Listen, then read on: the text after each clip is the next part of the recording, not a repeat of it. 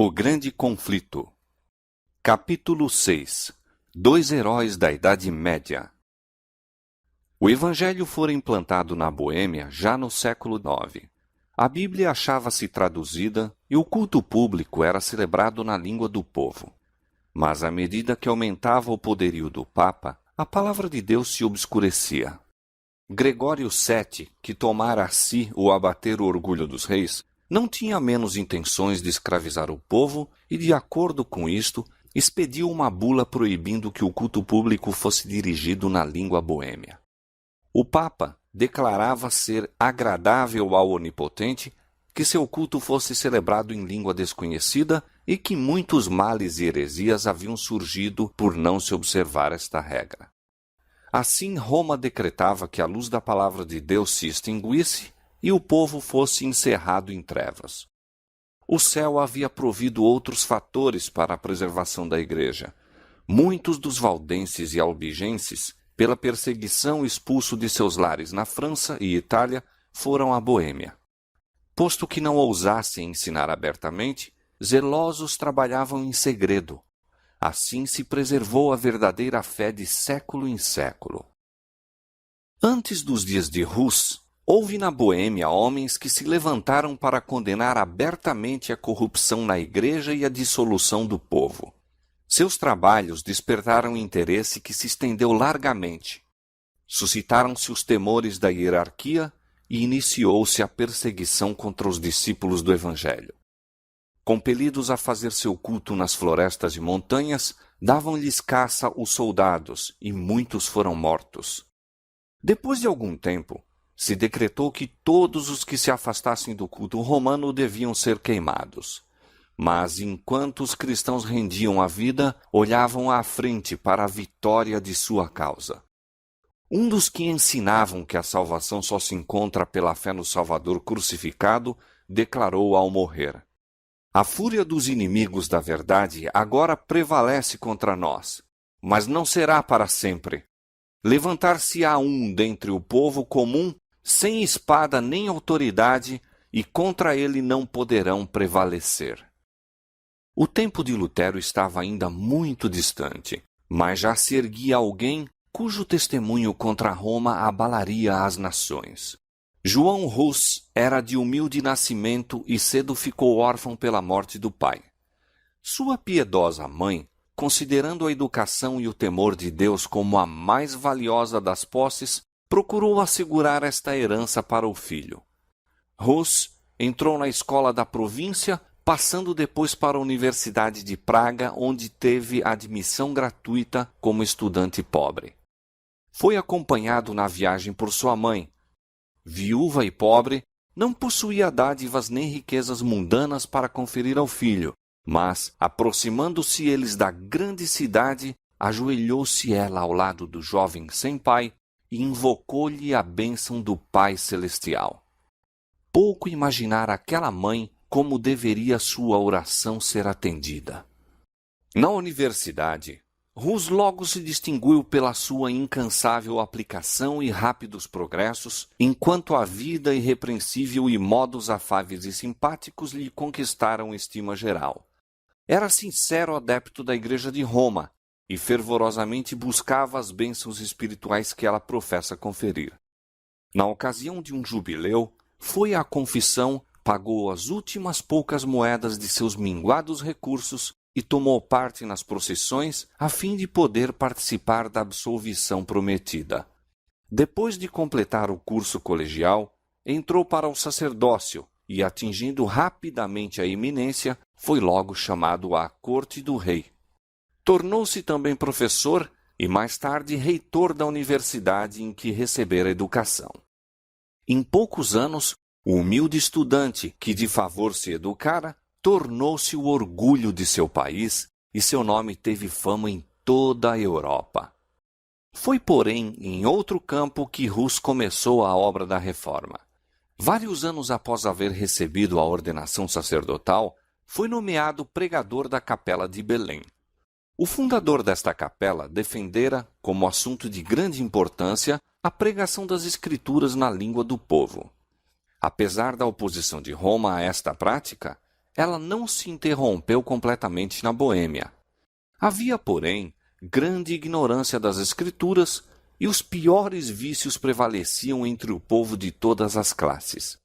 Estes males, Hus denunciou largamente, apelando para a palavra de Deus a fim de encarecer os princípios da verdade e pureza por ele pregados. Um cidadão de Praga, Jerônimo, que depois se tornou intimamente ligado a Hus, trouxera consigo, ao voltar da Inglaterra, os escritos de Wycliffe. A rainha da Inglaterra, que se convertera aos ensinos de Wycliffe, era uma princesa boêmia e, por sua influência, as obras do reformador foram também amplamente divulgadas em seu país natal. Estas obras lera-as Hus com interesse. Cria que seu autor era cristão sincero e inclinava-se a considerar favoravelmente as reformas que advogava. Hus, contudo, não o soube. Entrara já em caminho que o levaria longe de Roma. Por esse tempo chegaram a Praga 2 estrangeiros da Inglaterra, homens de saber, que tinham recebido a luz e haviam chegado para espalhá-la naquela terra distante.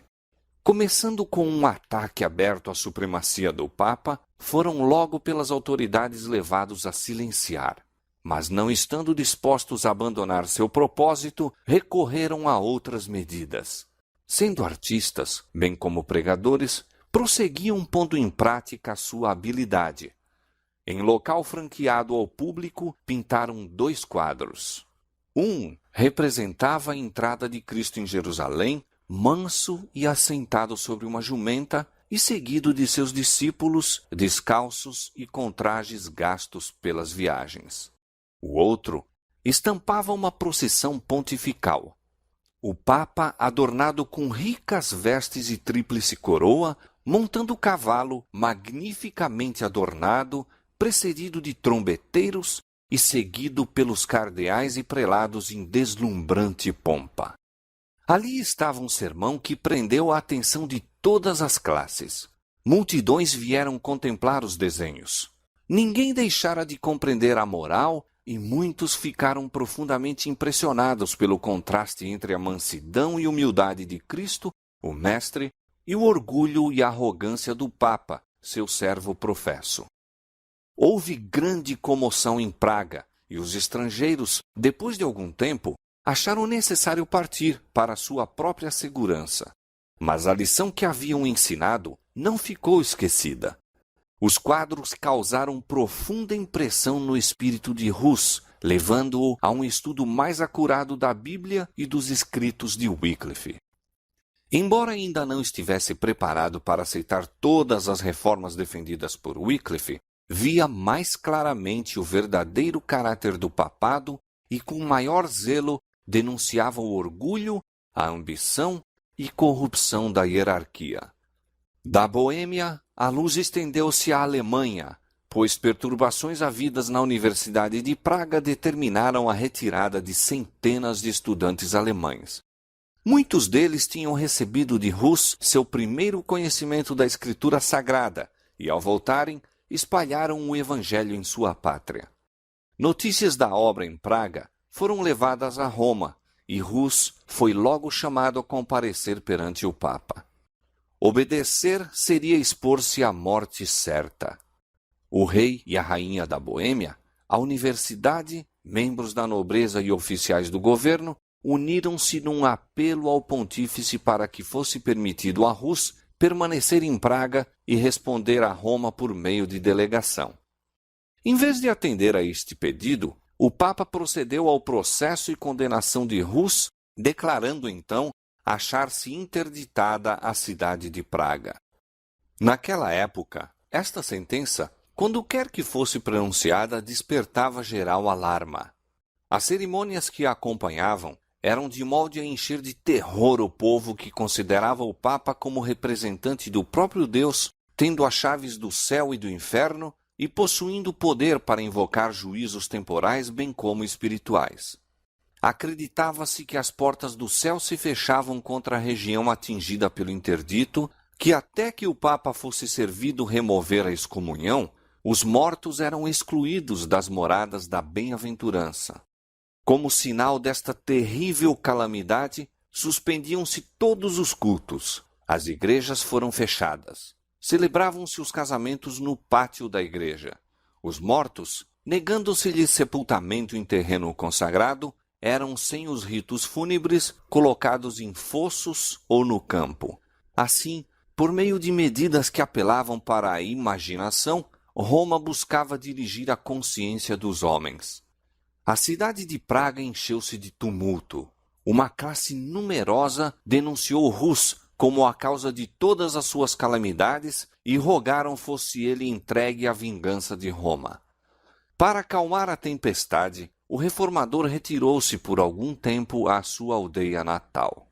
Escrevendo aos amigos que deixara em Praga, disse: Se me retirei do meio de vós, foi para seguir o preceito e exemplo de Jesus Cristo, a fim de não dar lugar aos mal-intencionados para traírem sobre si a condenação eterna e a fim de não ser para os piedosos causa de aflição e perseguição. Retirei-me também pelo receio de que os sacerdotes ímpios pudessem continuar por mais tempo a proibir a pregação da palavra de Deus entre vós, mas não vos deixei para negar a verdade divina, pela qual, com o auxílio de Deus, estou disposto a morrer. Rus não cessou seus labores, mas viajou pelo território circunjacente, pregando às ávidas multidões.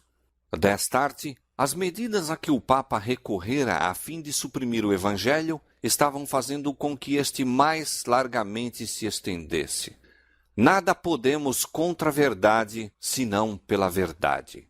O espírito de Rus, nessa fase de sua carreira, parece ter sido o cenário de doloroso conflito. Embora a igreja estivesse procurando fulminá-lo com seus raios, não havia ele negado a autoridade dela. A igreja de Roma era ainda para ele a esposa de Cristo e o Papa o representante e vigário de Deus.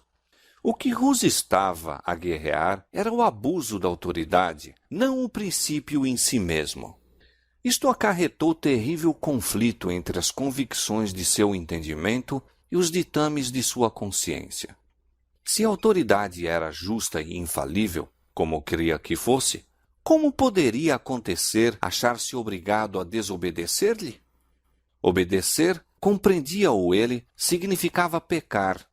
Mas por que a obediência a uma igreja infalível levaria a tal situação? Era este o problema que não podia resolver. Esta a dúvida que o torturava sempre e sempre. A solução que mais justa se lhe afigurava era que havia acontecido novamente, como já antes, nos dias do Salvador, que os sacerdotes da igreja se tinham tornado pessoas ímpias, estavam usando da autoridade ilícita para fins ilícitos. Isto o levou a adotar para sua própria orientação e para a guia daqueles a quem pregava a máxima de que os preceitos das Escrituras, comunicados por meio de entendimento, devem reger a consciência. Em outras palavras, de que Deus, falando na Bíblia, e não a Igreja falando pelo sacerdócio, é o único guia infalível. Quando, depois de algum tempo, serenou a excitação em Praga, Rus voltou para sua capela de Belém, a fim de continuar com maior zelo e ânimo a pregação da palavra de Deus. Seus inimigos eram ativos e poderosos, mas a rainha e muitos dos nobres eram seus amigos, e o povo em grande parte o apoiava. Comparando seus ensinos puros e elevados e sua vida santa com os dogmas degradantes pregados pelos romanistas e a avareza e devassidão que praticavam, muitos consideravam uma honra estar ao seu lado. Até aqui, Rus estivera só em seus trabalhos. Agora, porém, se uniu na obra da reforma Jerônimo, que durante sua estada na Inglaterra aceitara os ensinos de Wycliffe. Daí em diante, os dois estiveram ligados durante toda a vida e na morte não deveriam ser separados. Gênio brilhante, eloquência e saber, dotes que conquistaram o favor popular, possuía-os Jerônimo em alto grau. Mas quanto às qualidades que constituem a verdadeira força de caráter, Rus era maior. Seu discernimento calmo, servia como restrição ao espírito impulsivo de Jerônimo, que com verdadeira humildade se apercebia de seu valor e cedia aos seus conselhos. Sob o trabalho de ambos, a reforma estendeu-se mais rapidamente. Deus permitiu que grande luz resplandecesse no espírito daqueles homens escolhidos, revelando-lhes muitos dos erros de Roma, mas eles não receberam toda a luz que devia ser dada ao mundo. Por meio destes seus servos, Deus estava guiando o povo para fora das trevas do catolicismo. Havia, porém, muitos e grandes obstáculos a serem por eles enfrentados, e ele os guiou, passo a passo, conforme o podiam suportar. Não estavam preparados para receber toda a luz de uma vez.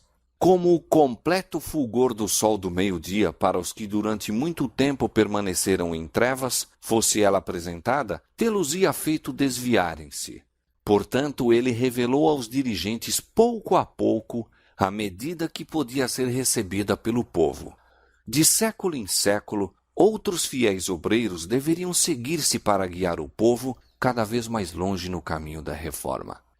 Persistia o cisma na igreja. 3 papas contendiam pela supremacia, e sua luta encheu a cristandade de crime e tumulto. Não contentes de lançarem anátemas, recorriam às armas temporais. Cada qual se propôs obter armas e recrutar soldados. É claro que necessitavam dinheiro, e para arranjá-lo, os dons, ofícios e bênçãos da igreja eram oferecidos à venda. Os padres também, imitando os superiores, recorriam à simonia, tráfico de coisas sagradas ou espirituais, tais como sacramentos, dignidades, benefícios eclesiásticos, etc., e à guerra para humilhar seus rivais e fortalecer seu próprio poder. Com uma audácia que aumentava dia a dia, Rus fulminava as abominações que eram toleradas em nome da religião, e o povo acusava abertamente os chefes romanistas como causa das misérias que oprimiam a cristandade. Novamente, a cidade de Praga parecia à borda de um conflito sangrento. Como nas eras anteriores, o servo de Deus foi acusado de ser o perturbador de Israel. A cidade fora de novo posta sob interdito e Rus retirou-se para a sua aldeia natal. Finalizara-se o testemunho tão fielmente dado de sua amada capela de Belém. Deveria falar de um cenário mais amplo, a cristandade toda, antes de depor a vida como testemunha da verdade. Para sanar os males que estavam perturbando a Europa, convocou-se um concílio geral a reunir-se em Constança. Esse concílio fora convocado a pedido do imperador Sigismundo por um dos 3 papas rivais, João XXIII. A convocação de um concílio longe esteve de ser bem recebida pelo Papa João, cujo caráter e política mal poderiam suportar exame, mesmo por prelados tão frouxos na moral como eram os eclesiásticos daqueles tempos. Não ousou, contudo, opor-se à vontade de Sigismundo. O principal objetivo a ser cumprido pelo concílio era apaziguar o cisma da igreja e desarraigar a heresia. Portanto, os 2 antipapas foram chamados a comparecer perante ele, bem como o principal propagador das novas opiniões, João Rus.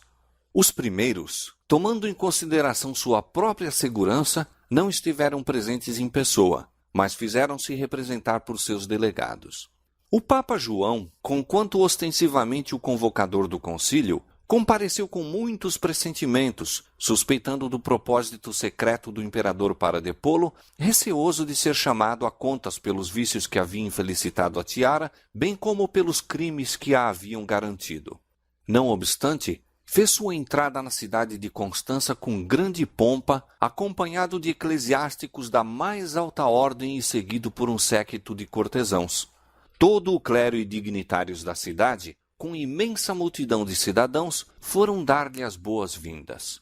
Vinha sob um pálio de ouro, carregado por 4 dos principais magistrados. A hóstia era levantada diante dele, e as ricas vestes dos cardeais e nobres ofereciam um aspecto imponente.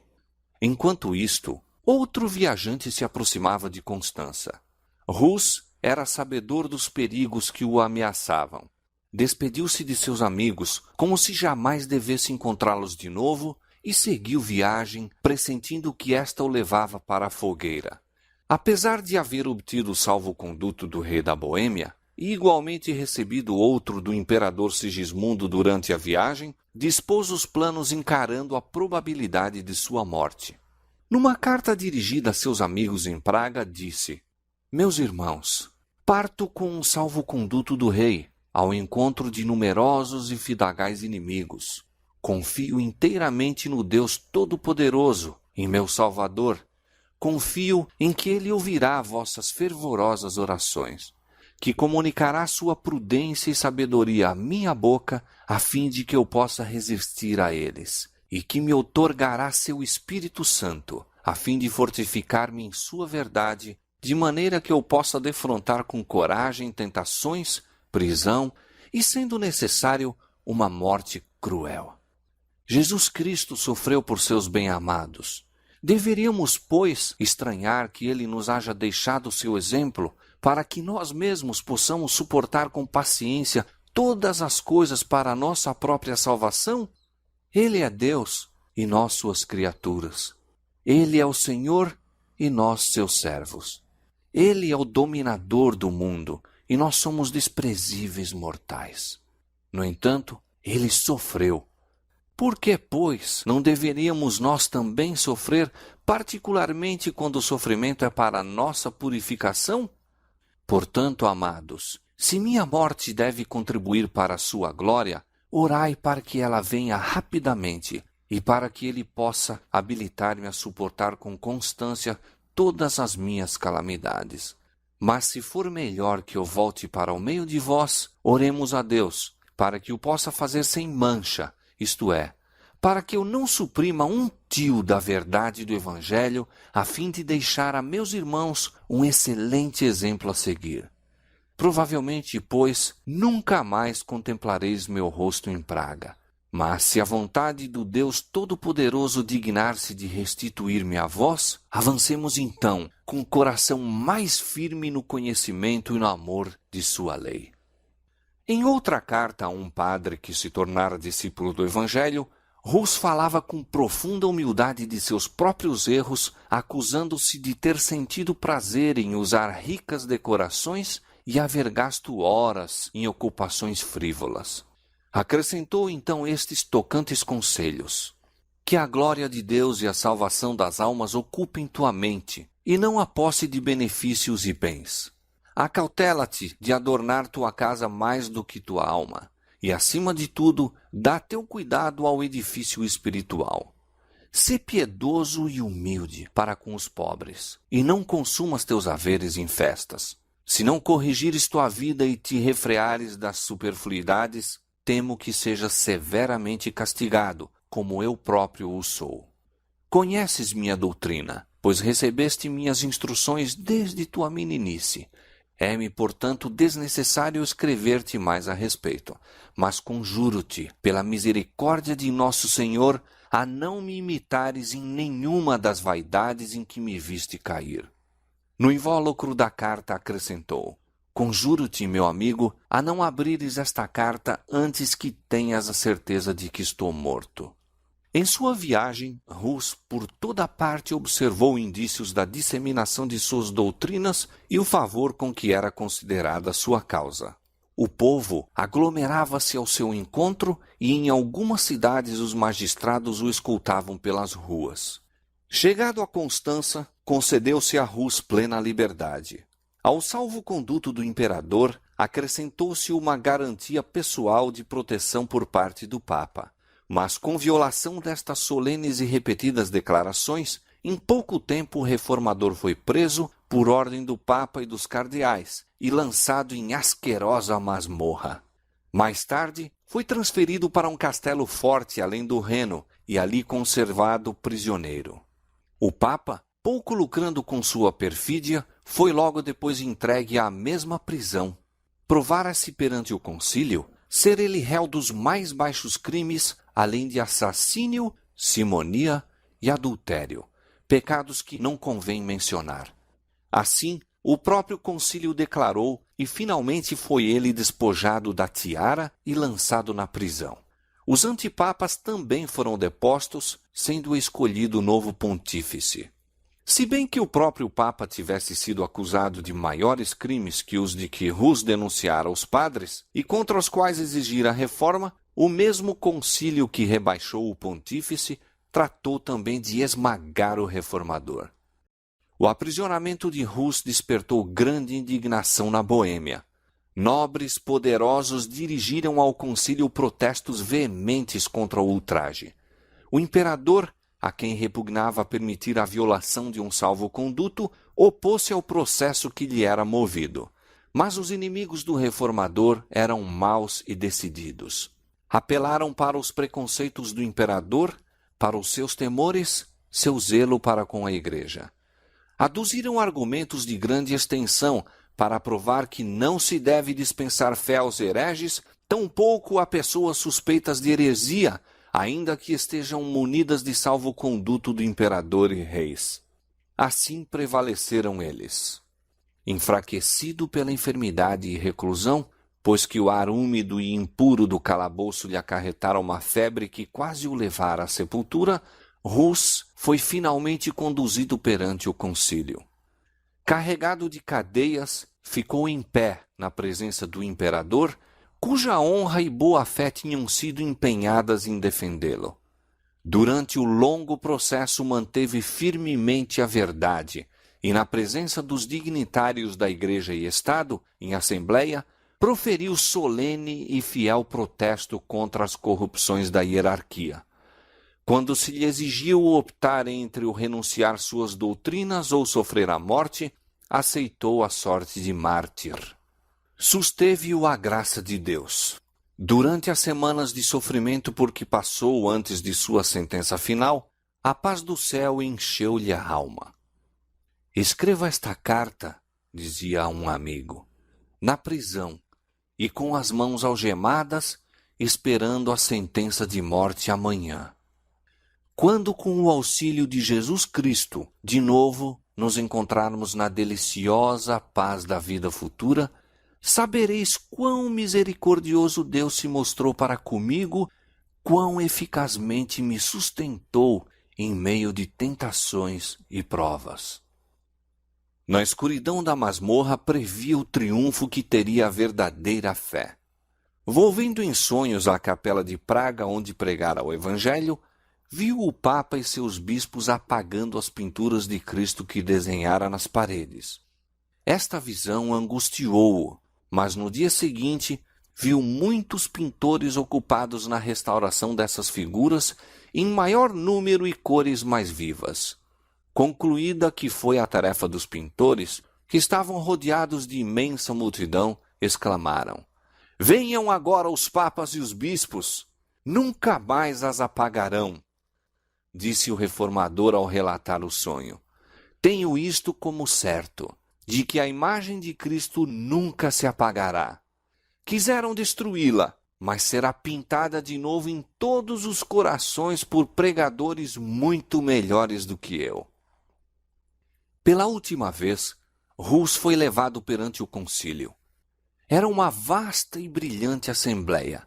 O imperador, os príncipes do império, os delegados reais, os cardeais, bispos e padres, e uma vasta multidão que acorrera para presenciar os acontecimentos do dia.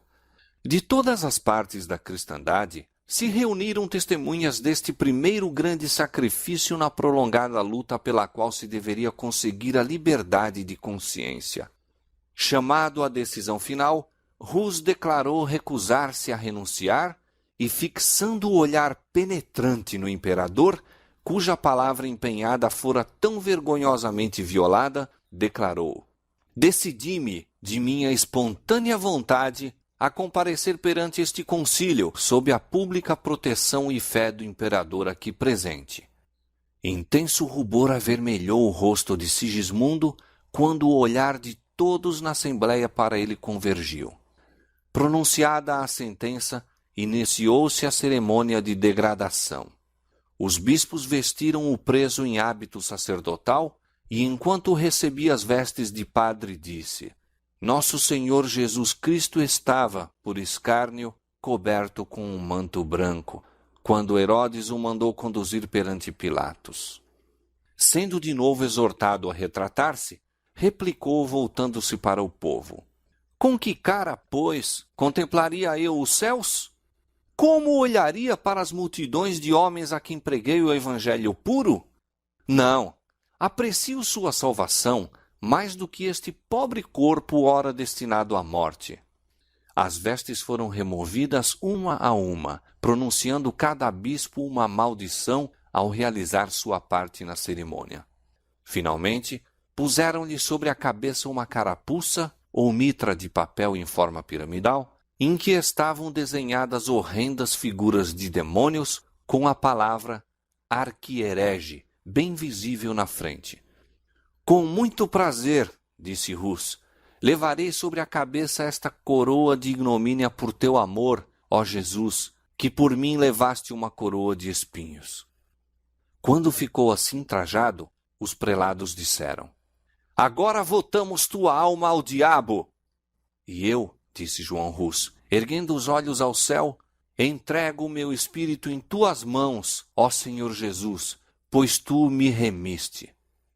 Foi então entregue às autoridades seculares e levado fora ao lugar de execução.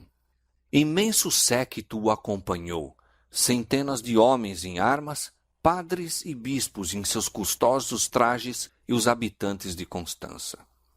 Quando estava atado ao poste e tudo pronto para acender-se o fogo, o mártir mais uma vez foi exortado a salvar-se renunciando aos seus erros. A que erros? Disse Rus. Renunciarei eu? Não me julgo culpado de nenhum. Invoco a Deus para testemunhar que tudo o que escrevi e preguei assim foi feito com o fim de livrar almas do pecado e perdição. E, portanto, muito alegremente, confirmarei com meu sangue a verdade que escrevi e preguei. Quando as chamas começaram a envolvê-lo, pôs-se a cantar: Jesus, filho de Davi, tem misericórdia de mim. E assim continuou até que sua voz silenciou para sempre. Mesmo os inimigos ficaram tocados com seu procedimento heróico. Um zeloso adepto de Roma, descrevendo o martírio de Rus e de Jerônimo, que morreu logo depois, disse: Ambos se portaram com firmeza de ânimo quando se lhes aproximou a última hora. Prepararam-se para o fogo como se fosse a uma festa de casamento. Não soltaram nenhum grito de dor. Ao levantarem-se as chamas, começaram a cantar hinos, e mal podia a veemência do fogo fazer silenciar o seu canto.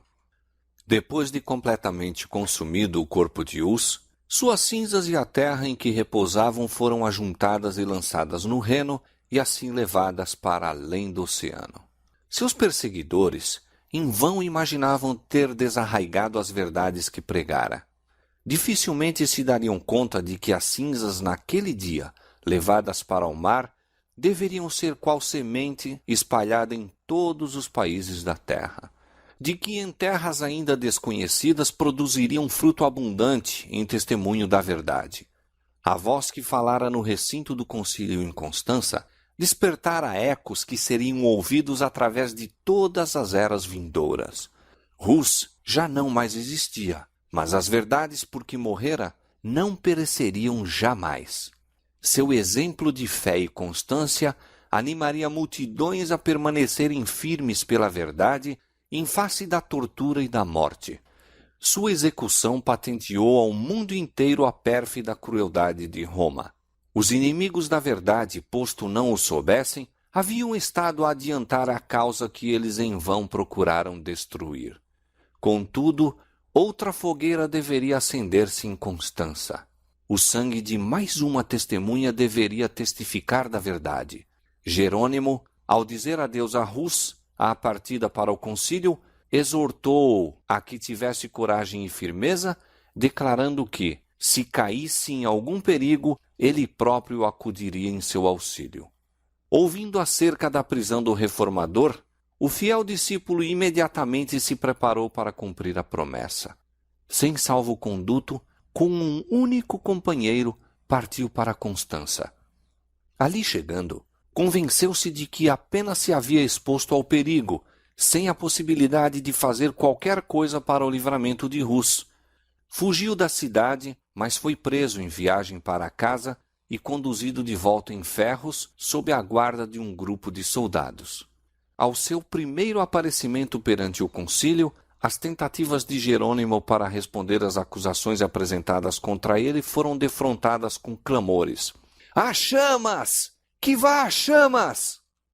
Foi lançado numa masmorra, acorrentado em posição que lhe causava grande sofrimento e alimentado a pão e água.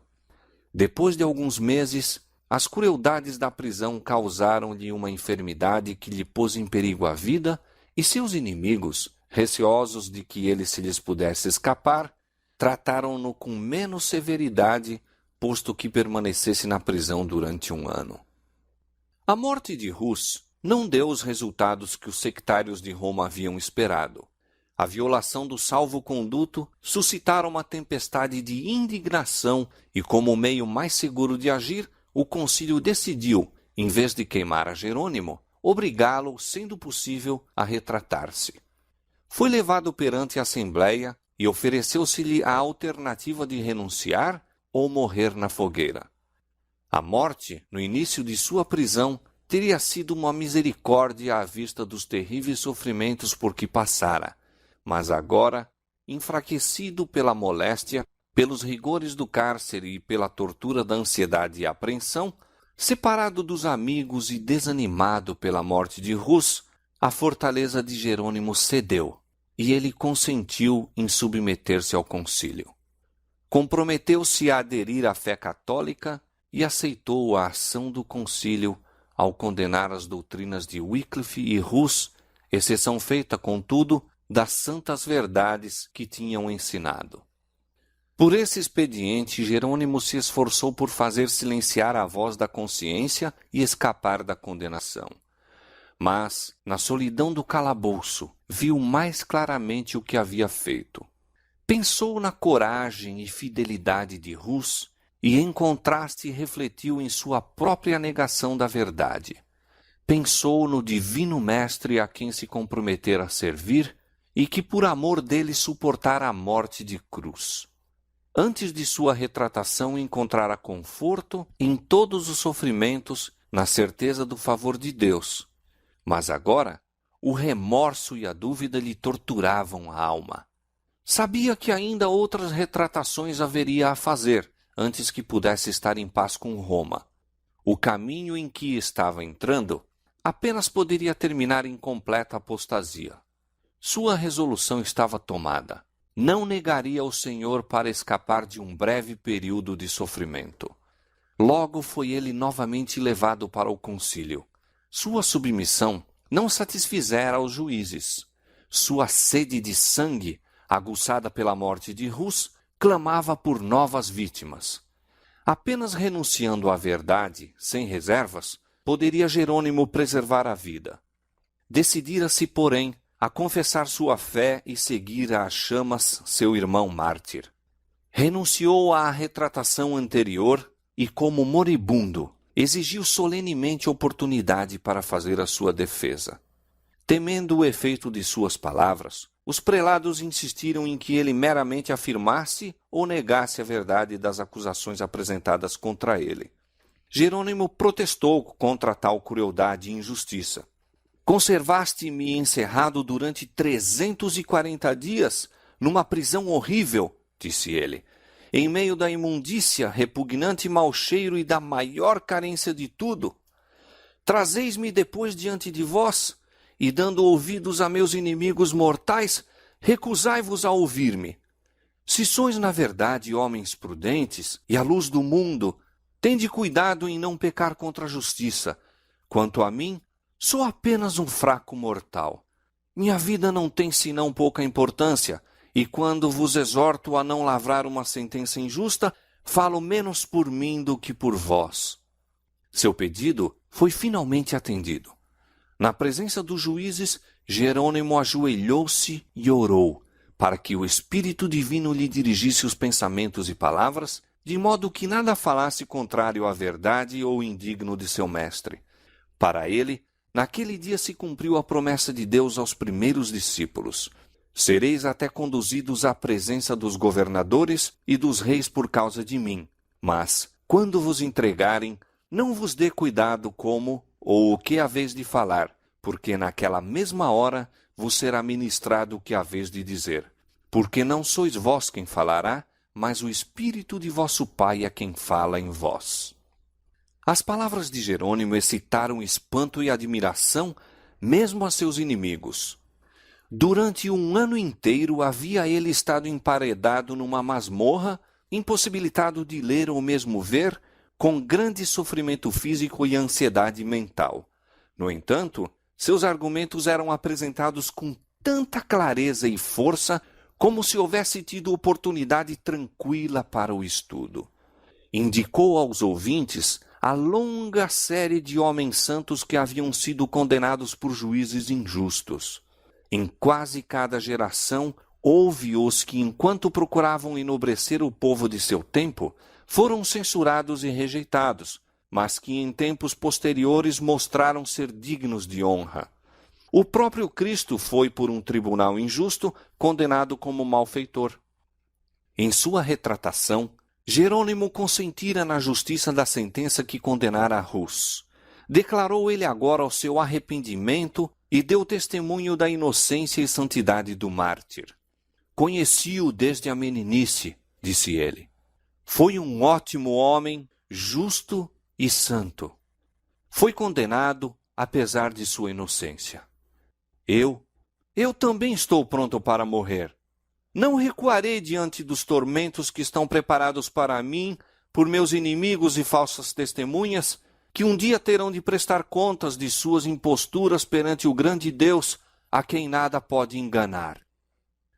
Reprovando-se a si mesmo por sua negação da verdade, Jerônimo continuou: de todos os pecados que tenho cometido desde a minha juventude, nenhum pesa tão gravemente em meu espírito e me causa tão pungente remorso como aquele que cometi neste lugar fatídico, quando aprovei a iníqua sentença dada contra Wycliffe e contra o santo mártir João Hus, meu mestre e amigo. Sim, confesso-o de coração e declaro com horror que desgraçadamente fraquejei quando, por medo da morte, condenei suas doutrinas. Portanto, suplico a Deus Todo-Poderoso se digne de perdoar meus pecados e, em particular, este, o mais hediondo de todos. Apontando para os juízes, disse com firmeza: condenastes Wycliffe e João Hus, não por terem abalado a doutrina da Igreja, mas simplesmente porque estigmatizaram com a reprovação os escândalos do clero, a pompa, o orgulho e todos os vícios dos prelados e padres. As coisas que eles afirmaram e que são irrefutáveis, eu também as entendo e declaro como eles. Suas palavras foram interrompidas. Os prelados, trêmulos de cólera, exclamaram: que necessidade há de mais prova? Contemplamos com nossos próprios olhos o mais obstinado dos hereges. Sem se abalar com a tempestade, Jerônimo exclamou: ora, supondes que receio morrer?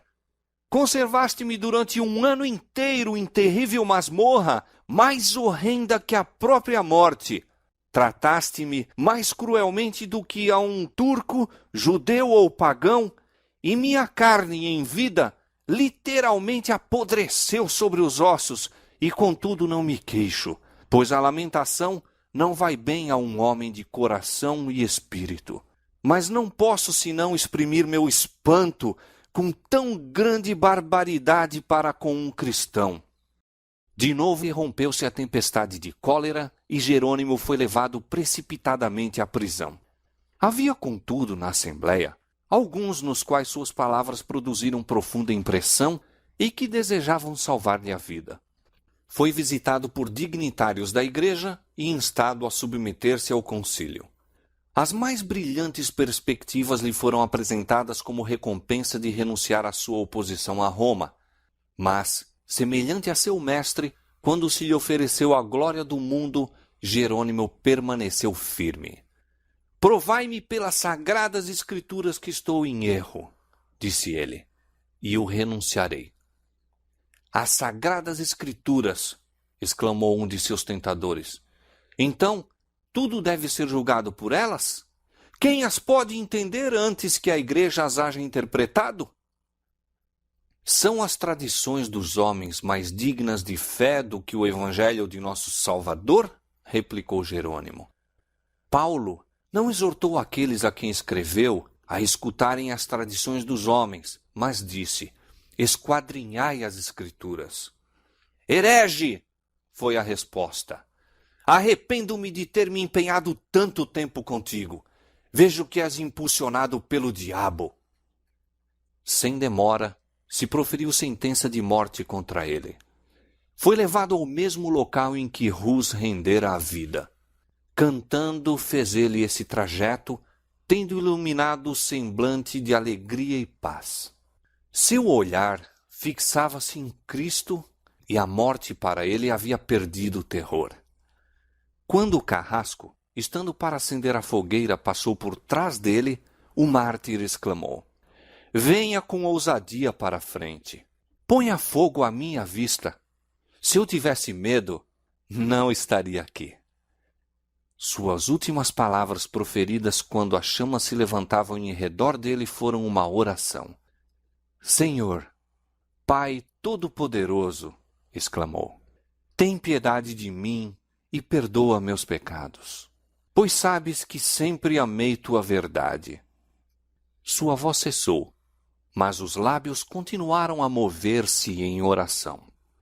Tendo o fogo efetuado a sua obra, as cinzas do mártir, com a terra sobre a qual repousavam, foram reunidas e, como as de Rus, lançadas no Reno.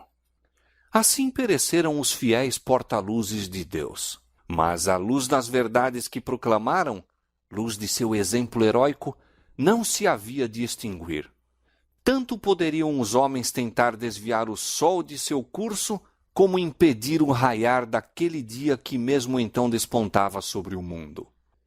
A execução de Rus acendera uma chama de indignação e horror na Boêmia. A nação inteira compreendia haver ele tombado vítima da perfídia dos padres e traição do imperador. Declarou-se ter sido ele um fiel ensinador da verdade, e o concílio que decretou sua morte foi acusado de crime de assassínio. Suas doutrinas atraíam agora maior atenção do que nunca. Pelos editos papais, os escritos de Wycliffe tinham sido condenados às chamas. Aqueles, porém, que haviam escapado da destruição, foram agora tirados dos esconderijos e estudados em conexão com a Bíblia, ou partes dela que o povo podia adquirir, e muitos assim foram levados a aceitar a fé reformada. Os assassinos de Rus não permaneceram silenciosos a testemunhar o triunfo que alcançava a causa do reformador. O Papa e o Imperador uniram-se para aniquilar o movimento e os exércitos de Sigismundo foram lançados contra a Boêmia. Surgiu, porém, um libertador. Zisca, que logo depois do início da guerra ficou completamente cego e que, no entanto, era um dos mais hábeis generais de seu tempo, foi o chefe dos boêmios. Confiando no auxílio de Deus e na justiça de sua causa, aquele povo resistiu aos mais poderosos exércitos que contra eles se poderiam levar. Reiteradas vezes, o imperador, organizando novos exércitos, invadiu a Boêmia apenas para ser vergonhosamente repelido. Os russitas ergueram-se acima do temor da morte e nada poderia resistir a eles. Poucos anos depois do início da guerra, o bravo Zisca morreu, mas seu lugar foi preenchido por Procópio, que era um general igualmente bravo e hábil e, em alguns sentidos, dirigente mais destro. Os inimigos dos boêmios, sabendo que morrera o guerreiro cego, conjeturaram ser favorável a oportunidade para recuperar tudo o que haviam perdido. O Papa proclama, então, uma cruzada contra os russitas, e novamente uma imensa força se precipitou sobre a Boêmia, mas apenas para sofrer terrível desbarato. segue-se outra cruzada. Em todos os países papais da Europa, reuniram-se homens, dinheiro e munições de guerra. Congregavam-se multidões sob o estandarte papal, seguras de que afinal se poria termo aos hereges hussitas. Confiante na vitória, a numerosa força entrou na Boêmia. O povo arregimentou-se para repeli-la. Os dois exércitos se aproximaram um do outro até que apenas um rio se lhes interpunha. Os cruzados constituíam força grandemente superior, mas em vez de se arremessarem através da torrente e travar batalha com os hussitas a quem de longe haviam vindo a combater, ficaram a olhar em silêncio para aqueles guerreiros. Então, subitamente, misterioso terror caiu sobre os soldados. Sem desferir um golpe, aquela poderosa força debandou e espalhou-se, como se fosse dispersa por um poder invisível. Muitos foram mortos pelo exército hussita, que perseguiu os fugitivos, e imenso despojo caiu nas mãos dos vitoriosos, de maneira que a guerra, em vez de empobrecer os boêmios, os enriqueceu. Poucos anos mais tarde, sob um novo papa, promoveu-se ainda outra cruzada. Como antes, homens e meios foram trazidos de todos os países papais da Europa. Grande foi o engodo apresentado aos que se deveriam empenhar nessa perigosa empresa. Assegurava-se a cada cruzado perdão completo dos mais hediondos crimes. A todos os que morressem na guerra era prometida preciosa recompensa no céu, e os que sobrevivessem haveriam de colher honras e riquezas no campo de batalha. De novo, se reuniu um vasto exército e, atravessando a fronteira, entraram na Boêmia. As forças hussitas recuaram diante deles, arrastando assim os invasores cada vez mais longe para o interior do país e levando-os a contar com a vitória já alcançada.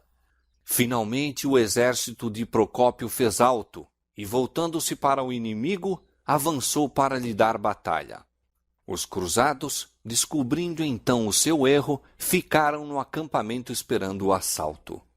Quando se ouviu o ruído da força que se aproximava, mesmo antes que os hussitas estivessem à vista, um pânico de novo caiu sobre os cruzados.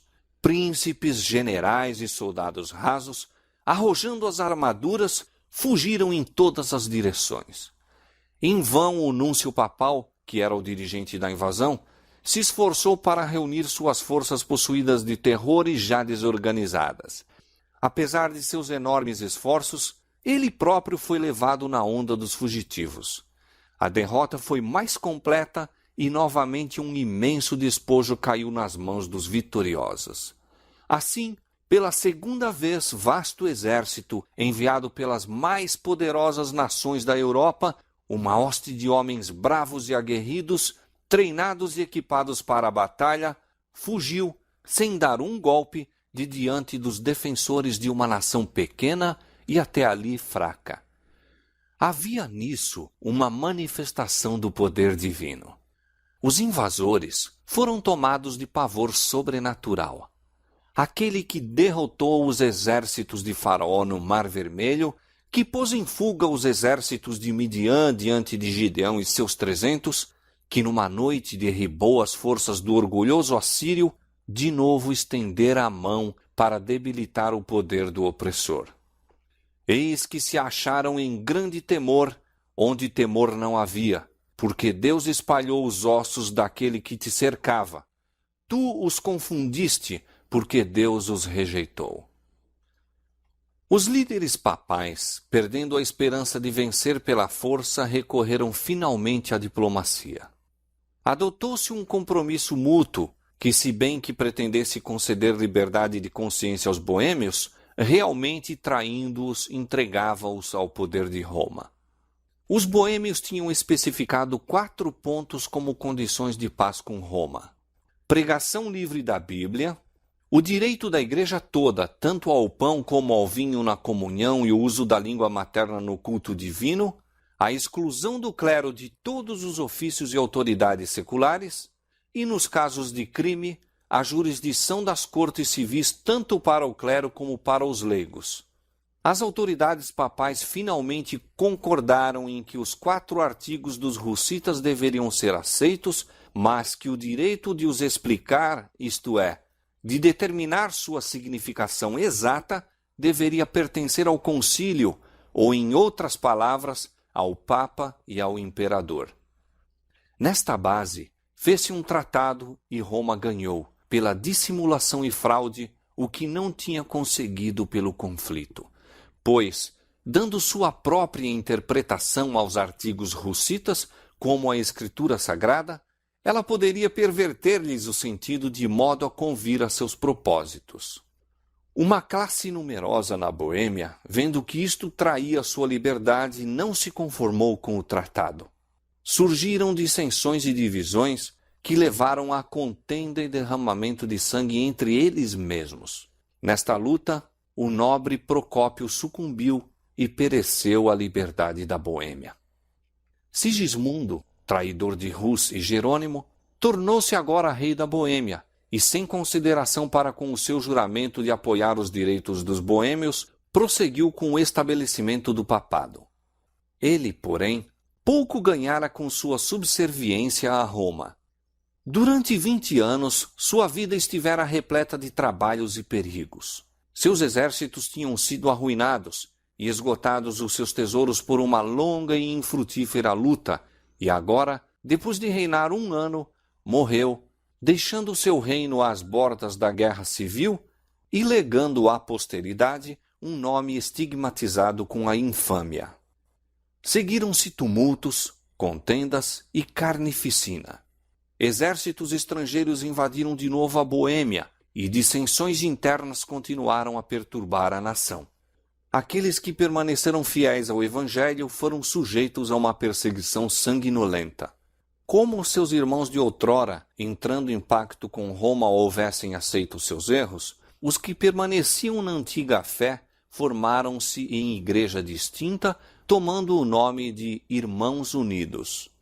Este ato acarretou sobre eles as maldições de todas as classes. Contudo, sua firmeza era inabalável. Obrigados a buscar refúgio nos bosques e cavernas, congregavam-se ainda para ler a palavra de Deus e unir-se em seu culto. Por meio de mensageiros enviados secretamente a diversos países, souberam que aqui e acolá havia os que isoladamente confessavam a verdade, alguns numa cidade, outros noutra, como eles próprios, objeto de perseguição, e que entre as montanhas dos Alpes havia uma antiga igreja apoiada no fundamento das Escrituras e protestando contra as corrupções idolátricas de Roma. Esta informação foi recebida com grande alegria e iniciou-se correspondência com os cristãos valdenses. Firmes no Evangelho, os boêmios esperaram através da noite de sua perseguição, ainda volvendo os olhos para o horizonte, na hora mais tenebrosa, semelhantes aos homens que esperam amanhã. Sua sorte fora lançada em dias maus, mas lembravam-se das palavras primeiramente proferidas por Rus e repetidas por Jerônimo, de que um século deveria passar antes que raiasse o dia. Estas foram para os taboritas, ou seja, hussitas, o que para as tribos na casa da servidão foram as palavras de José. Eu morro, mas Deus certamente vos visitará e vos fará subir desta terra. O período final do século XV testemunhou o aumento vagaroso, mas certo, das igrejas dos irmãos. Se bem que, longe de não serem incomodados, gozavam de relativo descanso.